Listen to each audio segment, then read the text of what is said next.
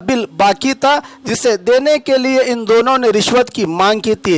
इस पर अशोक पाटिल ने एंटी करप्शन ब्यूरो के पास पहुंचे तो एसीबी डीवाईएसपी वेणुगोपाल और उनकी टीम की मदद से दोनों अधिकारियों को पैसे लेते हुए रंगे हाथ पकड़ा गया। अब ये दोनों अधिकारी एसीबी की गिरफ्त में जांच में जुटे हैं। एंटी करप्शन ब्यूरो अधिकारी बीजापुर वाटर बोर्ड में पिछले 6 महीनों से ये तीसरा मामला है जो रिश्वत लेते समय अधिकारी एसीबी का शिकार हुए हैं। इससे लगता है कि वाटर बोर्ड में कितना गोलमाल चलता होगा।